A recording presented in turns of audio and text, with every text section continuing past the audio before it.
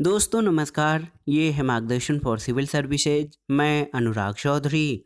दोस्तों आज की वीडियो में हम सॉल्व करेंगे उत्तर प्रदेश लोक सेवा आयोग द्वारा आयोजित किए जाने वाले यूपी पीसीएस प्रारंभिक परीक्षा के लिए सामान्य अध्ययन यानी जनरल स्टडीज के महत्वपूर्ण प्रश्नों का प्रैक्टिस सेट।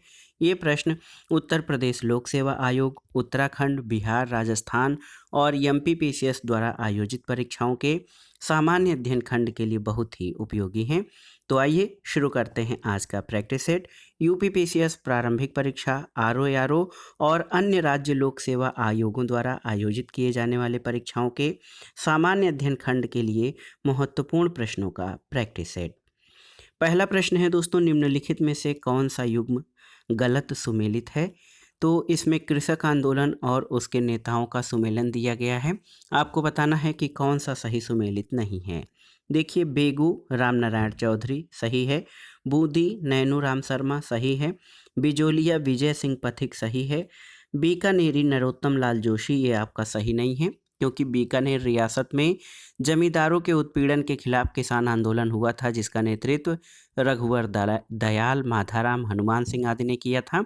नरोत्तम लाल जोशी जो थे, ये राजस्थान विधानसभा के प्रथम अध्यक्ष थे। तो ऑप्शन डी आपका सही सुमेलित नहीं है। अगला प्रश्न देखिए, खनिज और उनसे संबंधित राज्यों में आपको गलत युग्म की पहचान करनी है। जिप्सम बिहार, गुलाबी संगमरमर राजस्थान, सोना कर्नाटक और यूरेनियम झारखंड। तो आप देख लीजिए दोस्तों, जिप्सम जो है बिहार में नहीं बल्कि इसका उत्पादन राजस्थान में बहुत बड़े पैमाने पर होता है। गुलाबी संगमरमर का उत्पादन राजस्थान में सही सुमेलित है। सोना उत्पादन कर्नाटक से बिल्कुल सही, यूरेनियम झारखंड से, लेकिन जिप्सम बिहार से उत्पादन इसका नहीं होता है। तो ऑप्शन ए आपका सही सुमेलित नहीं है। अगला प्रश्न है दोस्तों, भारत के राष्ट्रपति के लिए महाभियोग की प्रक्रिया क्या है? न्यायिक प्रक्रिया, अर्ध न्यायिक प्रक्रिया, विधायी प्रक्रिया या कार्यपालिका प्रक्रिया? तो सही उत्तर है अर्ध न्यायिक प्रक्रिया। दोस्तों, भारत के राष्ट्रपति के महाभियोग की प्रक्रिया अनुच्छेद 61 में वर्णित है और महाभियोग की ये प्रक्रिया अर्ध न्यायिक प्रकृति की है। महाभियोग की प्रक्रिया के लिए राष्ट्रपति को 14 दिन पूर्व लिखित सूचना देना जरूरी होता है। अगला प्रश्न है, निम्नलिखित राज्यों या संघ शासित क्षेत्रों के समूह में से किसकी लोकसभा में केवल एक सीट है? तो सही उत्तर क्या है? देखिए, चंडीगढ़, सिक्किम और मिजोरम।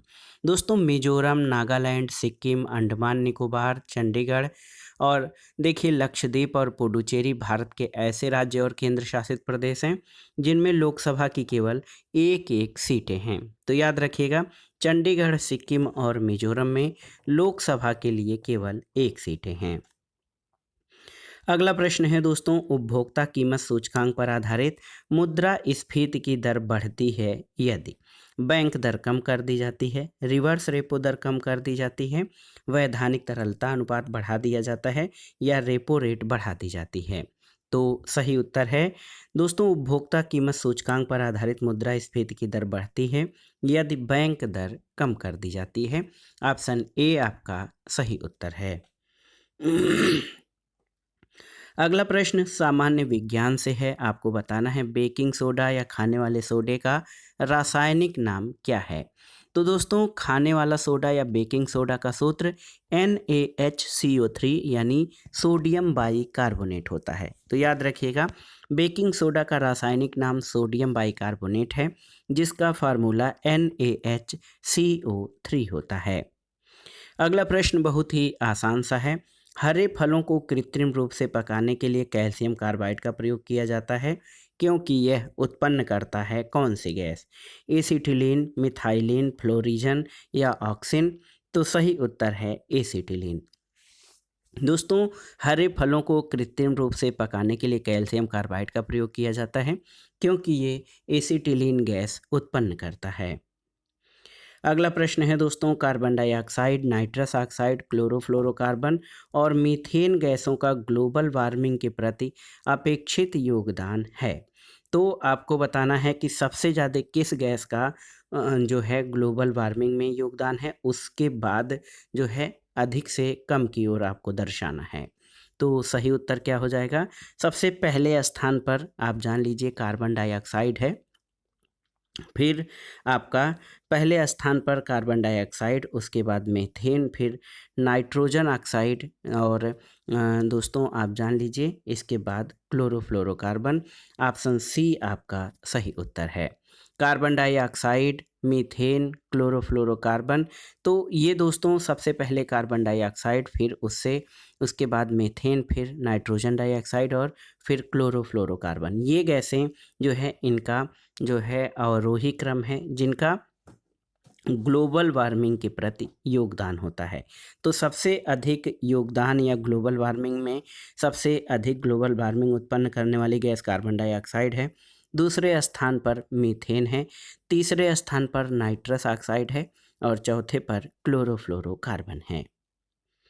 अगला प्रश्न है दोस्तों, भारत का कौन सा राज्य डिजिटल राज्य घोषित किया गया है? कर्नाटक, केरल, महाराष्ट्र या गोवा? तो सही उत्तर है केरल। दोस्तों केरल को जो है आप जान लीजिए लोगों को बुनियादी सुविधाएं, अक्षय ऊर्जा पर जोर, आईटी स्कूल को बढ़ावा, टेक्नोलॉजी पर भरपूर उपयोग जैसी सुविधाएं प्रदान करने के लिए जो है भारत का पहला डिजिटल राज्य घोषित किया गया है। अगला प्रश्न है दोस्तों, प्रधानमंत्री उज्ज्वला योजना के बारे में आपके सामने कुछ कथन दिए गए हैं, इन पर आपको विचार करना है। देखिए, पहला है कि योजना में निर्धनता रेखा के नीचे जीवन यापन करने वाले बीपीएल परिवारों की महिलाओं को निःशुल्क एलपीजी गैस कनेक्शन प्रदान किया जाता है। बिल्कुल सही है। योजना के अंतर्गत 8,000 करोड़ रुपए का प्रावधान रखा गया था। बिल्कुल सही। योजना के अंतर्गत प्रत्येक एलपीजी गैस कनेक्शन पर बीपीएल परिवार को 2,800 रुपये की वित्तीय सहायता प्रदान की जाती है। ये सही नहीं है क्योंकि केवल 1,600 रुपये की सब्सिडी या वित्तीय सहायता दी जाती है और योजना से देश भर में 5 करोड़ बीपीएल परिवारों को लाभ होगा। तो यहाँ पर देखिए ए बी डी सही है, सी आपका सही नहीं है, ऑप्शन डी सही उत्तर हो जाएगा। अगला प्रश्न है दोस्तों, देखिए भारतीय अर्थव्यवस्था से है। इसमें आपसे पूछा गया है कि निम्नलिखित में से कौन सा केंद्रीय बजट के राजस्व खाते में शामिल नहीं किया जाता है? पहला है सरकारी विभागों और सार्वजनिक उपक्रमों से प्राप्त लाभ तथा लाभांश, ब्याज प्राप्तियां, अल्प बचतें और कर प्राप्तियां। तो सही उत्तर क्या हो जाएगा दोस्तों? सही उत्तर है अल्प बचतें। राजस्व बजट में सरकार की राजस्व प्राप्तियां और व्यय शामिल होता है, इसमें अल्प बचत शामिल नहीं होता है। अगला प्रश्न है दोस्तों, भारत में संगठित मुद्रा बाजार यानी ऑर्गेनाइज्ड मनी मार्केट का अत्यधिक अस्थिर भाग क्या है? याचना मुद्रा बाजार, सरकारी प्रतिभूति बाजार, जमा प्रमाण पत्र बाजार और व्यापारिक बिल बाजार। तो सही उत्तर है याचना मुद्रा बाजार। दोस्तों याचना मुद्रा बाजार जो है ये आप जान लीजिए भारत में संगठित मुद्रा के अत्यधिक अस्थिर भाग योजना मुद्रा बाजार है। मुद्रा बाजार एक संगठित विनिमय बाजार है जहां प्रतिभागी एक वर्ष या उससे कम और परिपक्वता के साथ अल्पकालिक उच्च गुणवत्ता वाले ऋण प्रतिभूतियों को उधार ले सकते हैं। अगला प्रश्न है दोस्तों, महिला सशक्तिकरण और पौधरोपण को बढ़ावा देने के लिए किस राज्य ने कन्या वन समृद्धि योजना आरंभ की है? तो सही उत्तर है महाराष्ट्र। दोस्तों महाराष्ट्र सरकार द्वारा राज्य के किसानों के लिए एक नई योजना कन्या वन समृद्धि योजना की शुरुआत की गई है और इस योजना के तहत राज्य सरकार किसानों के परिवारों को मुफ्त पौधे मुहैया कराएगी जहां बालिकाएं पैदा होंगी। किसानों के परिवारों को वृक्षारोपण के लिए ये पौधे बालिकाओं के जन्म पर मुहैया कराए जाएंगे। अगला प्रश्न है दोस्तों, निम्नलिखित घटनाओं का सही कालानुक्रम बताना है आपको।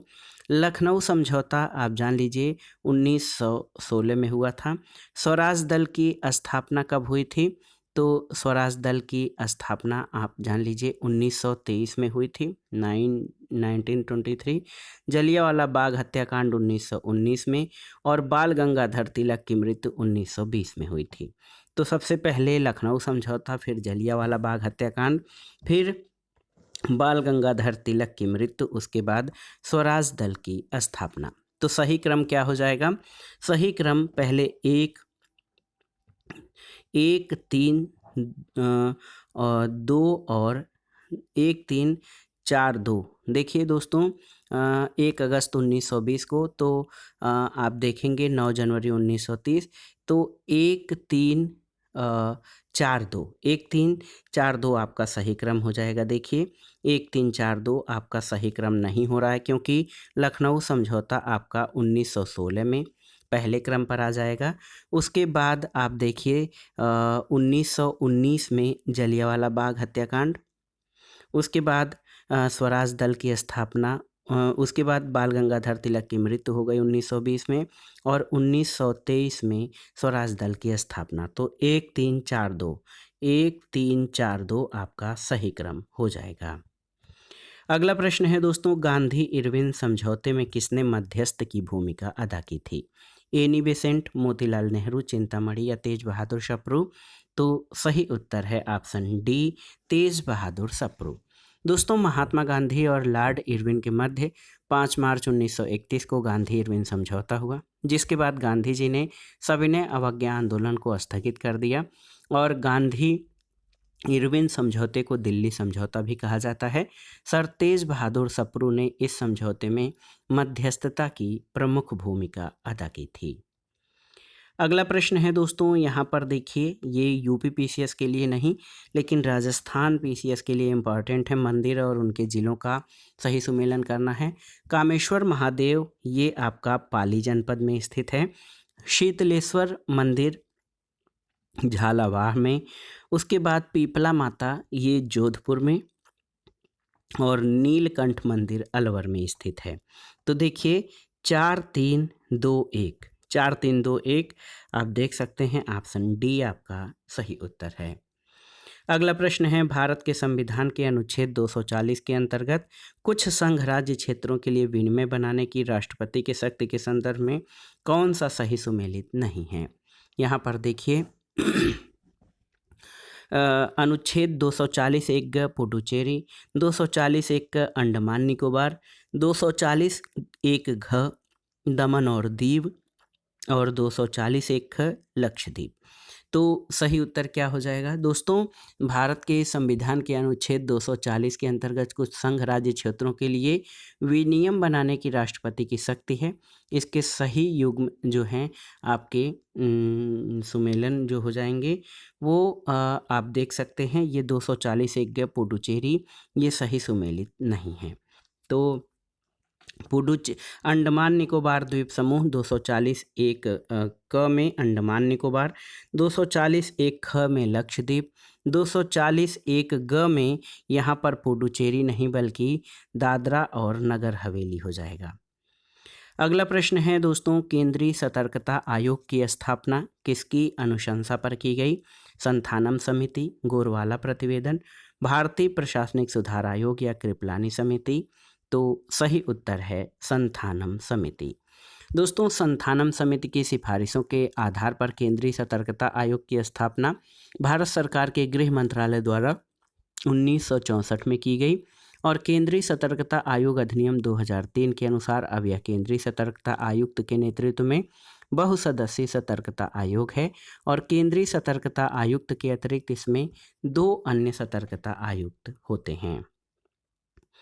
अगला प्रश्न, किस नदी की घाटी गहरी खड्ड भूमि के लिए विख्यात है? नर्मदा, सोन, चंबल या ताप्ती? तो सही उत्तर है चंबल घाटी। दोस्तों, चंबल नदी की घाटी गहरी खड्ड भूमि के लिए जानी जाती है। इस नदी की उत्पत्ति मध्य प्रदेश के महू शहर के निकट जाना पाव पहाड़ी से होती है, और ये यमुना की सहायक नदी है, और उससे उत्तर प्रदेश के इटावा शहर में मिलती है। अगला प्रश्न है, सूची 1 का सूची 2 से सुमेलन करिए और दिए गए कोड के आधार पर सही उत्तर का चयन करिए। इसमें सूची 1 में प्राकृतिक आपदा और सूची 2 में प्रभावित क्षेत्र और प्रदेश दिए गए हैं। तो आप जान लीजिए, बाढ़ से उत्तर प्रदेश और बिहार के मैदान प्रभावित हैं, भूकंप से हिमालय क्षेत्र, सूखा से भारत का पश्चिमी और मध्य भारत का क्षेत्र सूखा से, सुनामी से भारत का दक्षिणी तटीय क्षेत्र प्रभावित है। तो सही सुमेलन क्या हो जाएगा?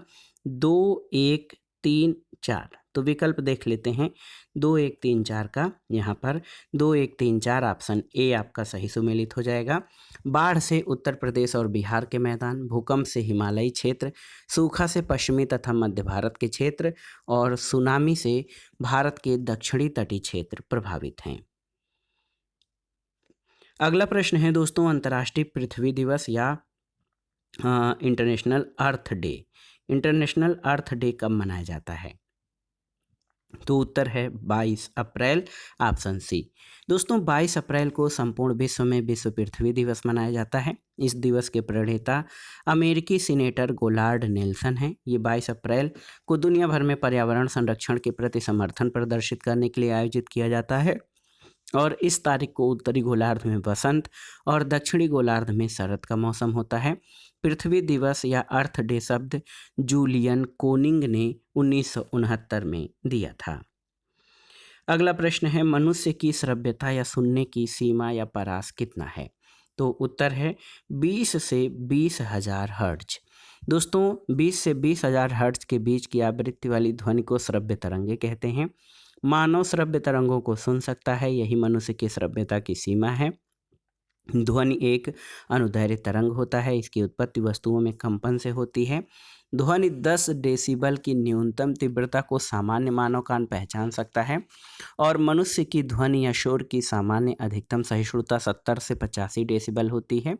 मनुष्य 20 हर्ट्ज से कम और 20,000 हर्ट्ज से अधिक की ध्वनि को नहीं सुन सकता है और भारत में स्वीकार्य ध्वनि प्रदूषण स्तर की सीमा 40 से 45 डेसिबल के मध्य है।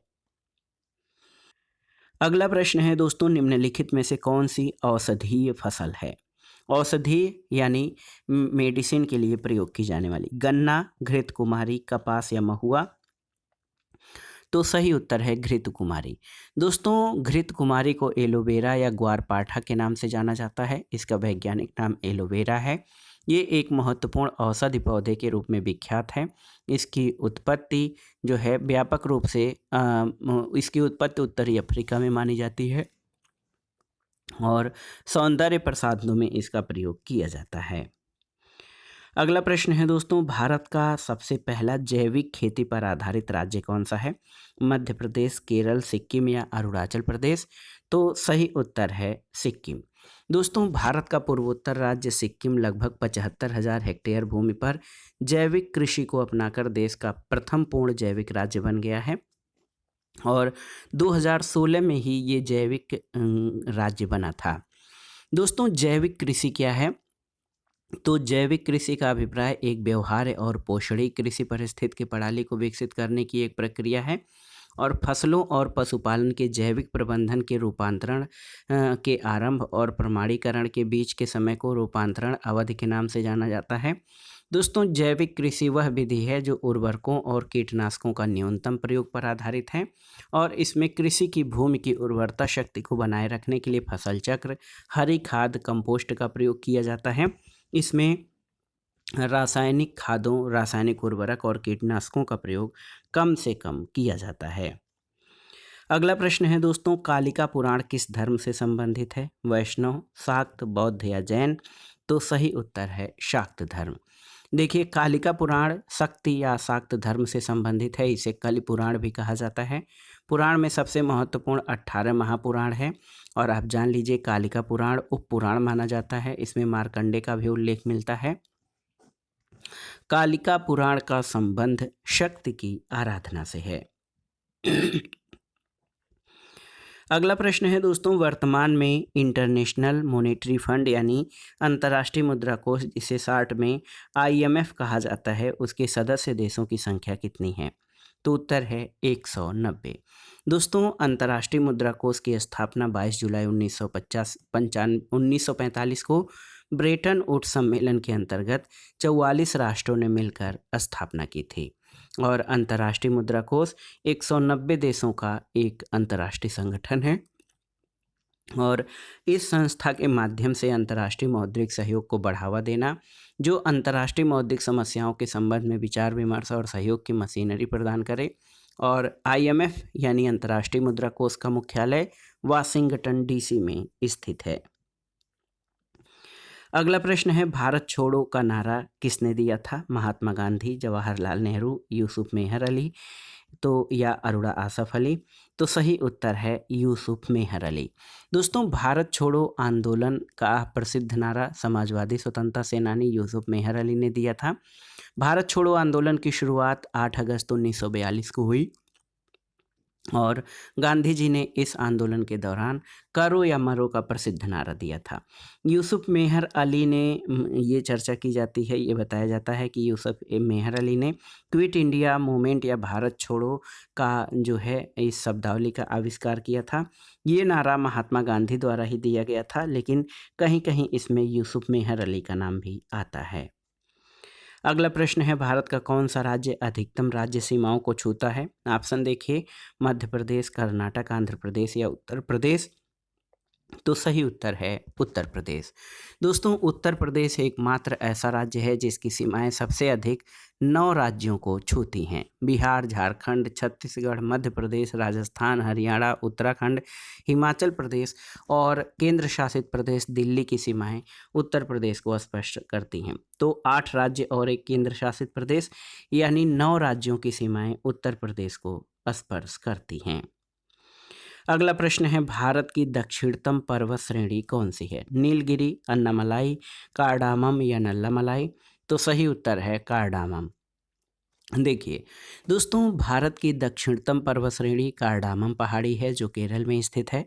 कार्डामम पहाड़ी को इलायची पहाड़ी भी कहा जाता है। यहाँ मसालों का उत्पादन व्यापक पैमाने पर किया जाता है।